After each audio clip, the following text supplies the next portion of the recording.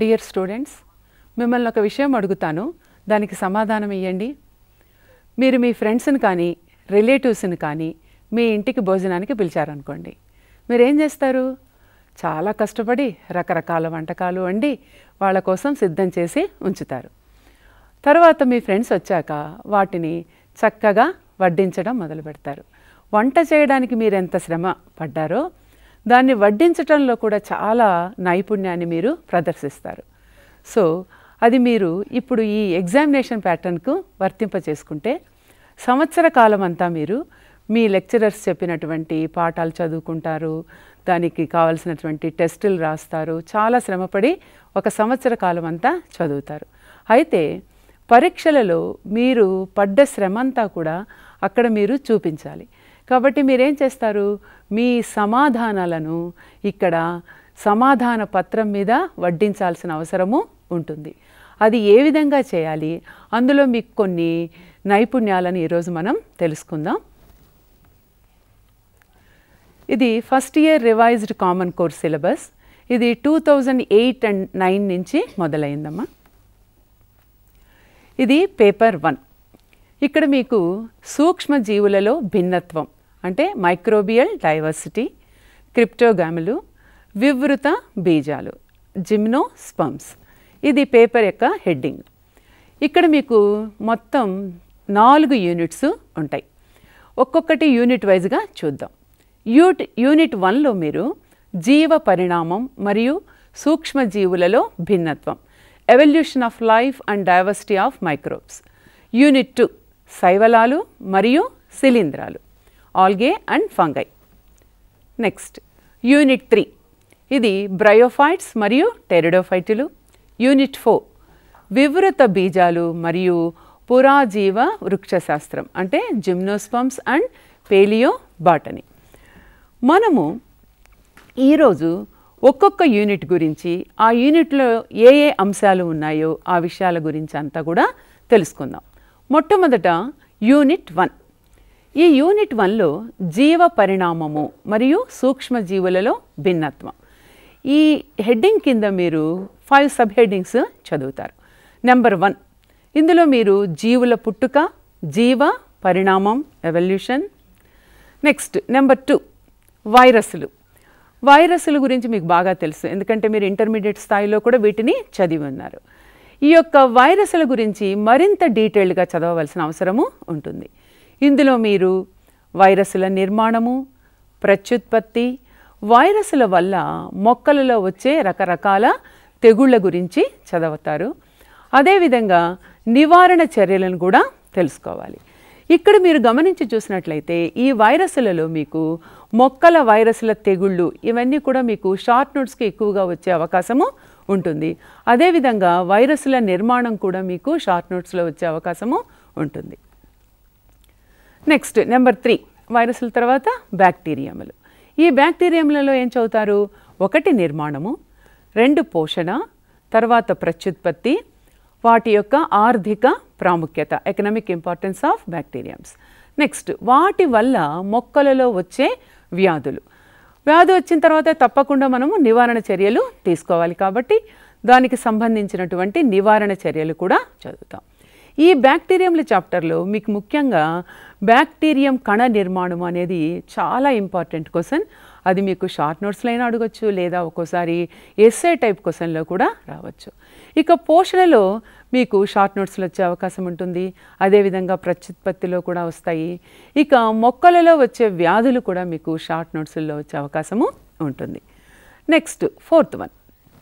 ఈ 4th దాంట్లో మీరు ఆర్కీ బ్యాక్టీరియా, ఇందులో క్లమీడియా, యాక్టినోమైసిటీస్, మైకోప్లాస్మాలు చదువుతారు. అయితే ఇప్పుడు నేను చెప్పేదంతా కూడా కామన్ కోర్ సిలబస్లో ఉన్నటువంటి సిలబస్ అన్నమాట. ఈ కామన్ కోర్ సిలబస్లో యూనివర్సిటీ వైజ్గా దాదాపు 80% అంతా కూడా ఇంప్లిమెంట్ చేస్తారు. ఒక 20% మాత్రం చేంజెస్ వాళ్ళ యూనివర్సిటీలను బట్టి చేసుకుంటూ ఉంటారు. కొన్ని యూనివర్సిటీస్లో ఈ 4th అనేది ఆర్కిబ్యాక్టీరియా, క్లమీడియా, యాక్టినోమైసిటీస్, మైకోప్లాస్మాలు లేవు. ఇక 5th వన్, దీని యందు మీరు సయనోబ్యాక్టీరియా, నీలి ఆకుపచ్చ శైవలార్ అంటే బ్లూ గ్రీన్ ఆల్గే. దీనిలో మీరు దాని యొక్క కణ నిర్మాణము, థాలస్ నిర్మాణము, ఆర్థిక ప్రాముఖ్యత ఈ 3 అంశాలు చదువుతారు. ఇక జనరల్ ఎస్సేల కింద మీకు ఏక కణ ప్రోటీనులు, రెండవది జీవ ఎరువులు, single cell proteins and then bio fertilizers, ఈ 2 కూడా నిజంగా షార్ట్ నోట్స్లో అయినా వచ్చే అవకాశం ఉంటుంది, ఎస్ఏ టైప్ క్వశ్చన్స్లో అయినా వచ్చే అవకాశం చాలా వరకు ఉంటుంది. ఇక తర్వాత అందులో టైప్ స్టడీస్ కింద అసిలటోరియా, నాస్టాక్, అనబీనా అనే 3 టైప్ స్టడీస్ ఉంటాయి. వాటిల్లో కూడా సాధారణంగా మీకు షార్ట్ నోట్స్లు మాత్రమే వస్తూ ఉంటాయి. సో ఇంతవరకు మనం యూనిట్ 1లో ఉన్నటువంటి సబ్ హెడ్డింగ్స్ అన్నీ చూసాం కదా. ఇక ఇప్పుడు యూనిట్ 2. ఈ యూనిట్ 2లో శైవలాలు మరియు శిలీంధ్రాలు, ఆల్గే అండ్ ఫంగై. మొట్టమొదట నెంబర్ 1 శైవలాలు. ఈ శైవలాల గురించి చదివేటప్పుడు జనరల్ హిస్టరీ అంటే ఏంటి, సాధారణ వృత్తాంతం గురించి తెలుసుకుంటారు. తర్వాత థాలస్ వ్యవస్థ, కణ నిర్మాణము, ప్రత్యుత్పత్తి, వాటి యొక్క వర్గీకరణ, లాస్ట్లో శైవలాల ఆర్థిక ప్రాముఖ్యత. శైవలాల ఆర్థిక ప్రాముఖ్యత అనేది సాధారణంగా ఎప్పుడు ఎస్ఏ క్వశ్చన్ రూపంలో మిమ్మల్ని అడుగుతూ ఉంటారు. ఇక రెండవది క్లోరోఫైసి. ఇందులో మీరు దాదాపు 5 టైప్ స్టడీస్ ఉన్నట్టున్నాయి. ఇందులో మొట్టమొదటిది ఈడగోనియం, రెండవది కోలియోకీట్, మూడవది క్యారా. తరువాత క్లోరోఫైసి తర్వాత ఇంకొక విభాగము ఫియోఫైసి. ఈ ఫియోఫైసిలో ఇవేంటి, గోధుమ వర్ణ శైవలాలు. ఇందులో మీరు ఎక్టోకార్పస్ అనే టైప్ స్టడీని చదువుతారు. ఇక మూడవది రోడోఫైసి. ఇవి రెడాల్గే అంటే ఎరుపు వర్ణ శైవలాలు. ఇందులో మీరు పాలీసైఫోనియా చదువుతారు. సో మొత్తం శైవలాలలో 5 ఇంతకుముందు చెప్పినట్టు ఈడగోనియం, కోలియోకీట్, క్యారా, నెక్స్ట్ ఇక్కడ ఎక్టోకార్పస్, పాలీసైఫోనియా. ఇక నెక్స్ట్ శిలీంధ్రాలు. శిలీంధ్రాలలో కూడా మీరు వాటి యొక్క జనరల్ హిస్టరీ అంటే సాధారణ వృత్తాంతము, వాటి యొక్క వర్గీకరణ, ఆర్థిక ప్రాముఖ్యత గురించి నేర్చుకుంటారు. ఇందులో కింద చెప్పబడినటువంటి విభాగాలను గురించి చదవాల్సిన అవసరం ఉంటుంది. ఆ విభాగాలలో కొన్ని టైప్ స్టడీస్ ఇవ్వడం జరిగింది. వాటిలో మీరు వాటి యొక్క వర్గీకరణ, నిర్మాణము, ప్రత్యుత్పత్తి, వాటి యొక్క జీవిత చరిత్ర. మొట్టమొదటి విభాగం తీసుకున్నట్లయితే ఇందులో మాస్టిగోమైకోటీనా ఉంటుంది. ఇందులో మీరు అల్బుగో అంటే సిస్టోపస్ గురించి చదువుతారు. నెక్స్ట్ రెండవది యాస్కోమైకోటీనా. ఇందులో మీరు 2 టైప్ స్టడీస్ ఉన్నాయి. ఒకటి సాకరోమైసిస్, మీ అందరికీ బాగా తెలుసు, ఈస్ట్ అంటారు. రెండవది పెనిసిలియం. నెక్స్ట్ 3 బెసిడియోమైకోటీనా. అందులో మీరు పక్సీనియా గురించి చదువుతారు. ఇక 4వది డ్యూటిరోమైకోటీనా. ఇందులో మీరు ఆల్టర్నేరియా గురించి చదువుతారు. ఇందులో ఏమవుతుందంటే కొన్ని యూనివర్సిటీస్లో ఈ డ్యూటిరోమైకోటీనా, ఆల్టర్నేరియా లేదనమాట. ఇక జనరల్ ఎస్ఏ కింద శిలీంధ్ర వృక్ష వ్యాధులు, వాటి నివారణ చర్యల గురించి చదువుకుంటారు. ఇక ఇందులో ఉన్నటువంటి 5th వన్ లైకెన్లు. ఇది చాలా ఇంపార్టెంట్ అమ్మా. ఈ లైకన్ల వర్గీకరణ, నిర్మాణము, ప్రత్యుత్పత్తి, ఆర్థిక ప్రాముఖ్యత, ఈ అంశాలన్నీ చదువుతారు. ఇందులో మీకు లైకన్ల వర్గీకరణ అంటే మీ లైకన్లలో ఎన్ని రకాలు ఉన్నాయి అనేది షార్ట్ నోట్స్కు చాలా ఇంపార్టెంట్. అదేవిధంగా లైకన్ల ఆర్థిక ప్రాముఖ్యత కూడా మంచి ఎస్ఏ క్వశ్చన్కి వచ్చే అవకాశము ఉంటుంది. నెక్స్ట్ ఇప్పుడు 2 యూనిట్స్ వరకే అయ్యాయి. ఇప్పుడు this is the 3rd unit, that is Bryophyta మరియు టెరిడోఫైటా. మొట్టమొదట మనము బ్రయోఫైటాలో ఏ అంశాలు చదవాలో చూద్దాం. బ్రయోఫైట్స్. ఈ బ్రయోఫైట్స్లో ఇందులో కూడా వాటి యొక్క జనరల్ హిస్టరీ అంటే మీ సాధారణ వృత్తాంతము, ఆ తర్వాత బ్రయోఫైట్స్ యొక్క వర్గీకరణ, తర్వాత అందులో ఉన్న ఏకాంతర జీవిత దశల గురించి చదువుతారు. నెక్స్ట్ రెండవది ఈ కింద చెప్పబడినటువంటి విషయాలన్నమాట. అంటే మీ వివిధ విభాగాలలోని ఆ యొక్క టైప్ స్టడీస్కి సంబంధించి వర్గీకరణ స్థానము, నిర్మాణము, ప్రత్యుత్పత్తి, జీవిత చరిత్రలు చదవాలి. మొట్టమొదటి విభాగం ఏంటంటే హెపాటిక్ ఆప్సిడా. ఈ హెపాటిక్ ఆప్సిడాలో మీరు మార్కాన్షియా అనే టైప్ స్టడీ చదువుతారు. రెండవది యాంథోసెరటాప్సిడా, ఇందులో మీరు యాంథోసిరాస్ గురించి చదువుతారు. ఇక మూడవది బ్రయాప్సిడా. ఈ బ్రయాప్సిడాలో మీరు పాలిట్రైకమ్ అనే టైప్ స్టడీని చదువుతారు. ఇవన్నీ తరువాత ఇక ఇందులో ఒక ముఖ్యమైన ఎస్ఏ క్వశ్చన్కి వచ్చేటువంటి సిద్ధ బీజద పరిణామము, అంటే మీ బ్రయోఫైట్స్లోని సిద్ధ బీజద పరిణామం గురించి ఒక వ్యాసం రాయండి అని ఒక ఎస్ఏ క్వశ్చన్ వచ్చే అవకాశము ఉంటుంది. ఇందులో రెండు ముఖ్యమైన అంశాలు ఉంటాయి. ఒకటి ఏంటంటే ప్రగతిశీల పరిణామ సిద్ధాంతం, అంటే థియరీ ఆఫ్ ప్రోగ్రెసివ్ ఎవల్యూషన్.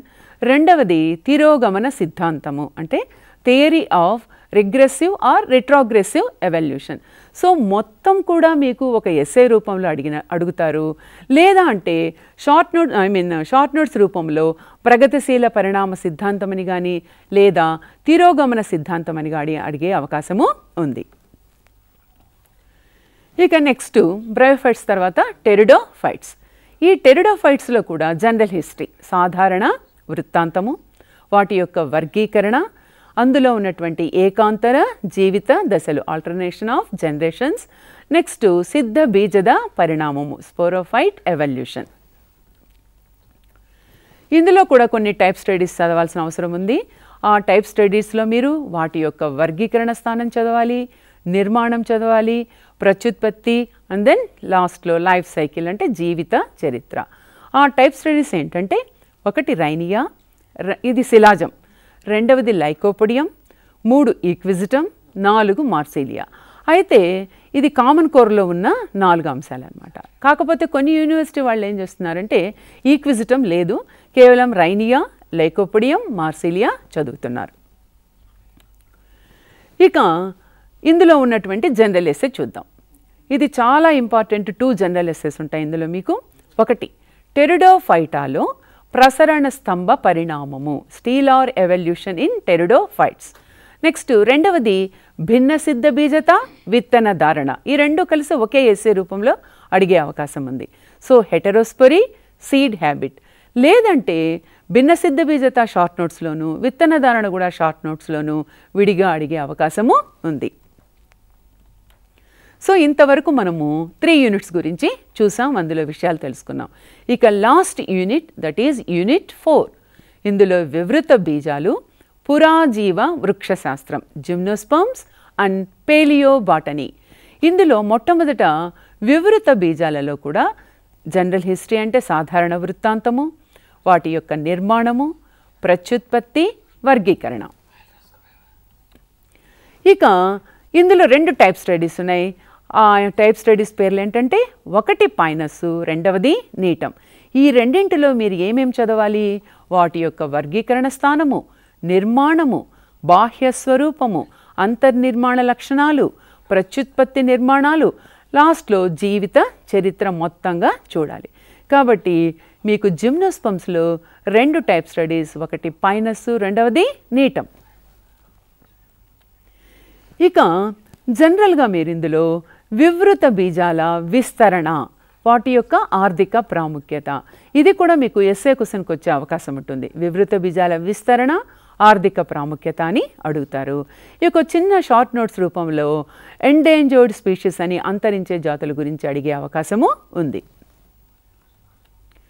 ఇక లాస్ట్లో పురాజీవ వృక్షశాస్త్రం, అదే పేలియోబాటనీ అనుకున్నాం కదా, ఇది కూడా మీరు ఇందులో దాని యొక్క పరిచయము, ఇందులో ముఖ్యంగా మీరు శిలాజాలు, ఫాజిల్స్, ఇందాకే చెప్పాను రైనియా ఒక ఫాజిల్ అని, శిలాజాలు, అందులో ఉండే రకాలు, శిలాజీకరణ అంటే ఫాజిలైజేషన్, నెక్స్ట్ ప్రాముఖ్యత, ఈ 3 ఇవన్నీ కూడా రకాలు, శిలాజీకరణ, ప్రాముఖ్యత, ఇవన్నీ కలిపి మీకు ఒక ఎస్ఏ రూపంలో శిలాజాలు, శిలాజీకరణ గురించి రాయండి అని అడిగే అవకాశము ఉంది.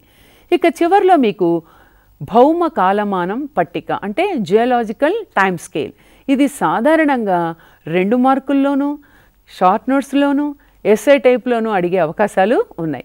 ఇచ్చినప్పుడు ఏం చేయాలి అంటే ఆ యొక్క మార్కులను బట్టి అందులో ఉండే కంటెంట్ను మారుస్తూ రావాలి. ఇక లాస్ట్లో 5th వన్, ఇందులో సైకడియాయిడేలిస్, ఇది బెనిటైటైలిస్ అని అంటారు. ఇది కూడా జనరల్ ఎస్సేకు సాధారణంగా వచ్చే విభాగము. ఇది ఇందులో మీరు చదవాల్సింది ఏంటంటే సాధారణ వృత్తాంతము, వర్గీకరణ, దానికి ఉన్నటువంటి అఫినిటీస్ అంటే సంబంధ బాంధవ్యాలు. సో ఇంతవరకు మనము మీ యొక్క సిలబస్లో ఉన్నటువంటి 4 యూనిట్స్, ఆ యూనిట్స్కి సంబంధించి ఒక్కొక్క యూనిట్లో ఏ ఏ అంశాలు ఉన్నాయి అనే విషయం గురించి ఇంతవరకు తెలుసుకున్నాం కదా. ఇప్పుడు మనం ఏం చేద్దామంటే ఒక కామన్ కోర్ మోడల్ క్వశ్చన్ పేపర్ను చూద్దాం. ఎందుకంటే నేను చెప్తున్నాను కామన్ కోర్ అని. ఈ కామన్ కోర్లో ఏమవుతుందంటే ఈ కామన్ కోర్ క్వశ్చన్ పేపర్ను యాజ్ ఇట్ ఈజ్గా అందరు యూనివర్సిటీ వాళ్ళు ఇంప్లిమెంట్ చేయట్లేదు. ఒక్కొక్క యూనివర్సిటీ వాళ్ళు వాళ్ళకు తగ్గట్టు కొంచెం మైనర్ చేంజెస్ను చేసుకుంటూ ఉన్నారు. కాబట్టి మొట్టమొదట మనం ఏం చేద్దామంటే common core model question paper ఏ విధంగా ఉంది అనేది చూద్దాం. ఇక్కడ చూడండి, ఫస్టే మీకు ఇక్కడ ఏం కనపడుతుంది, draw neat labelled diagrams wherever necessary. అంటే ఏమి, అవసరమైన చోట భాగాలు గుర్తించినటువంటి చక్కని పటములను గీయండి అని అర్థం అన్నమాట. కాబట్టి ఆ పాయింట్ని ఎప్పుడు మీరు మర్చిపోవద్దు. ఇక మీకు అందరికీ తెలుసు టైం అనేది 3 hours, మ్యాక్సిమం మార్క్స్ 100. ఇందులో మీకు 3 సెక్షన్లు ఉంటాయి. అంటే section A, section B, section C. First section C చూద్దాం. ఫస్ట్ సెక్షన్ ఏ చూద్దాం. ఇందులో ఏమున్నాయి, very short answer type questions ఉంటాయి. ఇందులో పైన గమనించి చూడండి, 10 × 2 = 20 మార్క్స్ అని ఉంది. 10 అంటే ఏంటి, 10 క్వశ్చన్స్ ఇస్తారు, వాటికి ఒక్కొక్క క్వశ్చన్కి 2 మార్క్స్ చొప్పున 20 మార్క్స్ అని అర్థం. ఇక ఈ వెరీ షార్ట్ ఆన్సర్ టైప్ క్వశ్చన్స్లో మీరు గమనించవలసిన అంశాలు ఏంటో వరుసగా చూడండి.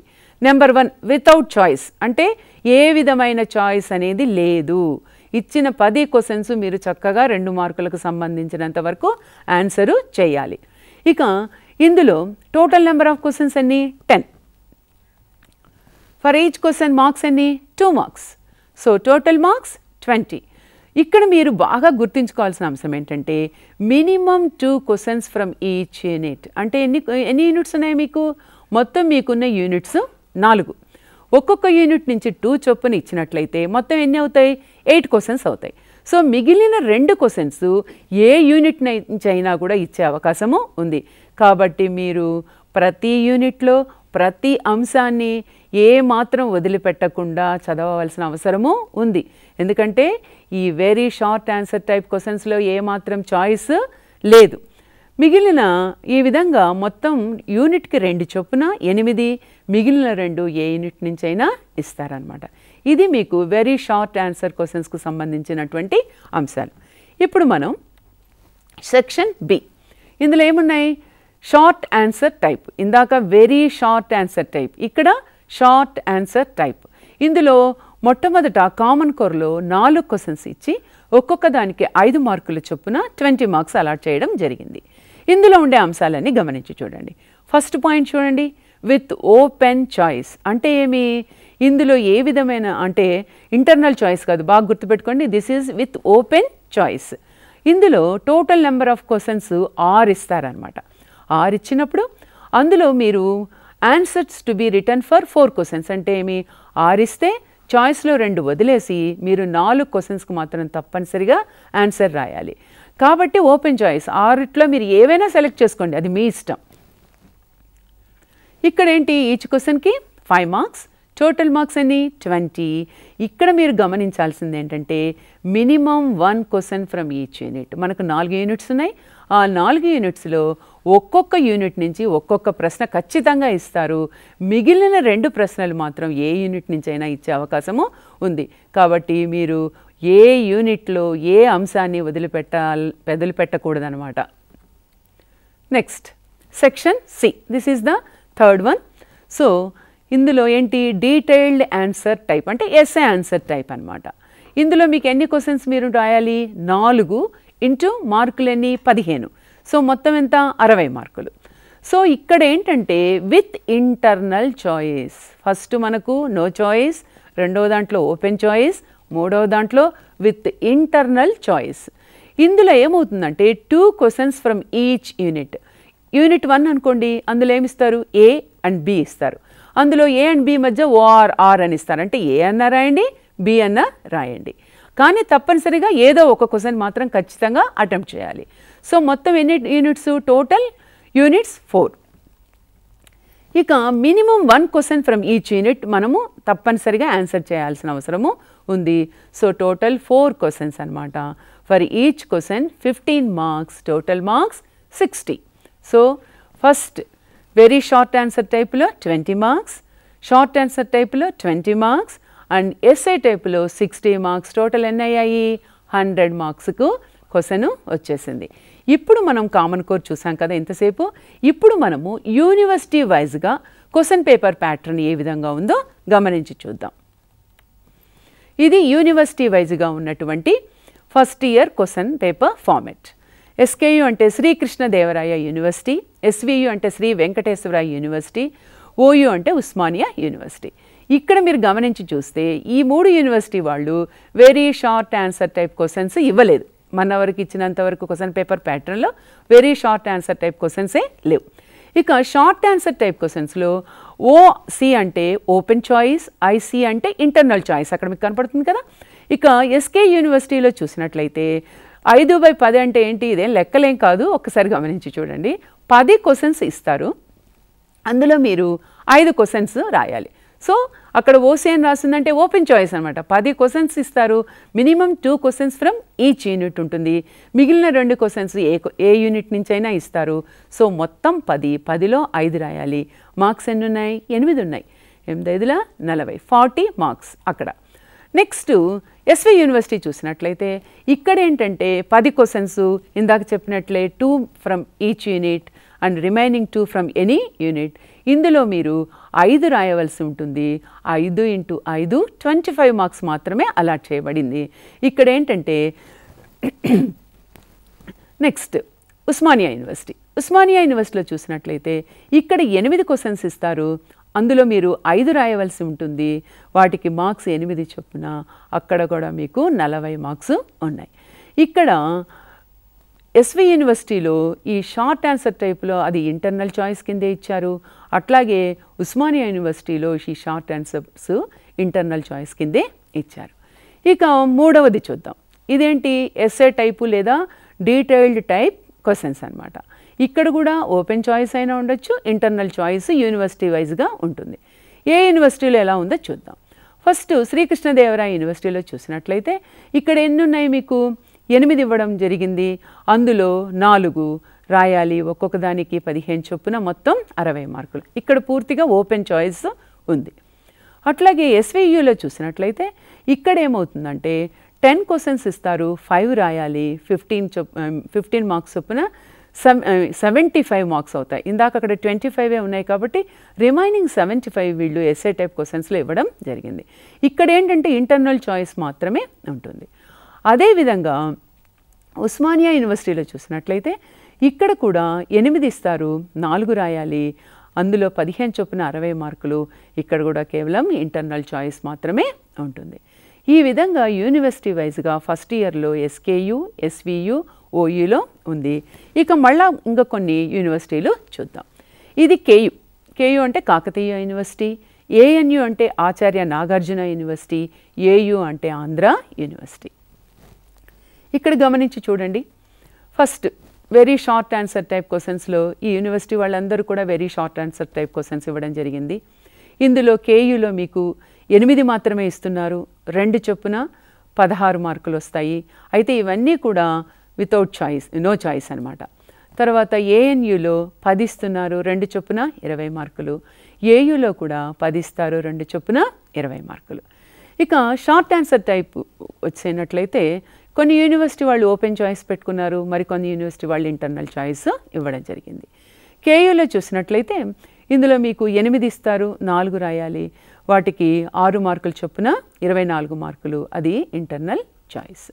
అట్లాగే ఏఎన్యూలో చూసినట్లయితే వీళ్ళు 6 ఇస్తున్నారు, 4 రాయాలి, వాటికి 5 మార్కులు చొప్పున 20 మార్కులు ఇవ్వడం జరిగింది. ఇక ఏయూలో కూడా 8 క్వశ్చన్స్, అందులో మీరు 5 రాయాలి, అందులో మార్కులు ఏంటంటే 4 మార్కులు అనమాట, మార్కులు మారాయి, 4 మార్కుల చొప్పున 20 మార్కులు, ఇవి కూడా ఓపెన్ చాయిస్లో ఉన్నాయి. ఇక ఎస్ఐ టైప్ క్వశ్చన్స్కి వస్తే అందరి యూనివర్సిటీ వాళ్ళు ఒకే ప్యాటర్ను ఇందులో అనమాట. అంటే 8 ఇస్తారు, అంటే ఇంటర్నల్ చాయిస్ ఇస్తారు, 4 ఖచ్చితంగా రాయాలి, 15 చొప్పున 60 మార్కులు. కాబట్టి కేయు, ఏఎన్యు, ఏయు అన్నిట్లో కూడా మొత్తం 6 యూనివర్సిటీలలో కూడా ఎస్ఐ టైప్ క్వశ్చన్స్ మాత్రం ఇంటర్నల్ చాయిసే ఉన్నాయి. మొత్తము 8, అందులో 4 రాయాలి, 60 మార్కులు అలాట్ చేయడం జరిగింది. ఈ విధంగా యూనివర్సిటీ వైజ్గా డిఫరెంట్ క్వశ్చన్ పేపర్ ప్యాటర్న్లు మనకు కనపడుతున్నాయి. కాకపోతే ఆ ప్యాటర్న్లో మైనర్ చేంజెస్ ఏం లేవు, మేజర్ చేంజెస్ అంటూ ఏమీ లేవు, కొద్దిగా మైనర్ చేంజెస్ మాత్రమే ఉండడము జరిగింది. ఇప్పుడు మనం ఒక్కొక్క యూనిట్లో మీకు very short answer type questions ఏ విధంగా వస్తాయి, అంటే ఏ క్వశ్చన్స్ వచ్చే అవకాశం ఉంది, ఇవన్నీ కూడా సాధారణంగా ఇంతకుముందు మన యూనివర్సిటీ ఎగ్జామ్స్లో వచ్చినటువంటి క్వశ్చన్సే అనమాట. అంటే అన్ని యూనివర్సిటీస్లో సంబంధించి కొన్ని క్వశ్చన్స్ ఇవ్వడం మీకు జరిగింది. First unit 1 evolution of life and diversity of microbes. ఇందులో very short answer type questions చూద్దాం. ఇక్కడ ఏమున్నాయి షార్ట్ ఆన్సర్ టైప్ చూడండి. జస్ట్ వైరస్ల రకాలు, సహజీవన బ్యాక్టీరియాలు అంటే సింబయాటిక్ బ్యాక్టీరియా. మీరు ఆ క్వశ్చన్ని చూసుకొని అందులో మీరు ఇచ్చిన 2 మార్కులకు సంబంధించినంత వరకే రాయాలి. అది మీకు షార్ట్ ఆన్సర్లో ఇచ్చినప్పుడు ఒక పారాగ్రాఫ్లో రాసి మనకు వీలైతే బొమ్మలు వేయడం అవన్నీ చేయొచ్చు. కానీ ఈ 2 మార్క్స్కి ఇచ్చినప్పుడు మాత్రం సాధ్యమైనంత వరకు 2, 3, 4 సెంటెన్సెస్ కంటే లోనే మీకు మొత్తం ఆన్సర్ వచ్చేటట్టు చూసుకోవాలి. అట్లాగే మైకోప్లాస్మాలు, హార్మోగోనియా ఇవన్నీ కూడా మార్చి 10లో ఎన్ఆర్ అంటే ఏమంటే న్యూ రెగ్యులేషన్లో వచ్చినటువంటి క్వశ్చన్స్. ఆ యూనిట్ 1లో షార్ట్ ఆన్సర్ టైప్ క్వశ్చన్స్ చూద్దాం. ఇక్కడ నేను కామన్ కోర్ను బట్టి 5 మార్క్స్ అని ఇచ్చాను, కానీ యూనివర్సిటీ వైజ్గా ఆ షార్ట్ ఆన్సర్లో చాలా వేరియేషన్స్ ఉన్నాయి. ఇందులో కొంతమంది 4, 5, 6, 8 మార్క్స్ కూడా అలాట్ చేయడం జరిగింది. కాబట్టి మార్కును బట్టి మీరు ఆ యొక్క క్వశ్చన్ను ఆన్సర్ చేసే విధానాన్ని అలవర్చుకోండి. ఎక్కువ మార్కులు ఉన్నప్పుడు తప్పనిసరిగా ఎక్కువ డీటెయిల్స్ రాయవలసిన అవసరము ఉంటుంది. ఇందులో మీకేమున్నాయి జీవ ఎరువులు, మైకోప్లాస్మాలు, ఏకకణ ప్రోటీనులు, ఇవన్నీ కూడా ఇంతకుముందు వచ్చినటువంటి యూనివర్సిటీ క్వశ్చన్ పేపర్స్. అందులో ఆ విషయమే తెలుపుతోంది. మార్చ్ 10 ఎన్ఆర్, మార్చ్ 09 ఓఆర్ అంటే old regulation, tobacco mosaic virus, bacteriophage, రసాయన స్వయం పోషిత బ్యాక్టీరియంలు అంటే కీమోసింథటిక్ బ్యాక్టీరియా. ఇక యూనిట్ 1లో వచ్చే డీటెయిల్డ్ ఆన్సర్ టైప్ క్వశ్చన్స్ ఏ విధంగా ఉంటాయో చూద్దాం. ఇవన్నీ కూడా కామన్గా 15 మార్క్స్కే ఉంటాయి. బ్యాక్టీరియాలో జరిగే ప్రత్యుత్పత్తి విధానాన్ని వర్ణింపుము అని ఎస్ఏ క్వశ్చన్ ఇచ్చారు. Describe the process of reproduction in bacteria. ఇది రీసెంట్గా మార్చ్ 10 ఎన్ఆర్లోను, జూన్ 09 ఎన్ఆర్లో కూడా రావడం జరిగింది. అలాగే సైనోబ్యాక్టీరియా సాధారణ లక్షణాలను వివరించండి. Describe the general characters of cyanobacteria. ఇది మార్చి 9 ఎన్ఆర్లో వచ్చింది. ఇక మూడవది బ్యాక్టీరియా కణ నిర్మాణాన్ని వర్ణింపుము. Describe the cell structure of bacterium అని ఉంది. ఇక యూనిట్ 2 ఆల్గే అండ్ ఫంగైలో very short answer type questions చూద్దాం. ఇందులో పుంవామన వృక్షకాలు అంటే డ్వార్ఫ్ మేల్స్, గ్లోబ్యూల్ లేదా న్యూక్యూల్ కూడా రావచ్చు, అట్లాగే ఈస్ట్ వర్గీకరణ స్థానం, యురిడోస్పోరులు. Short answer type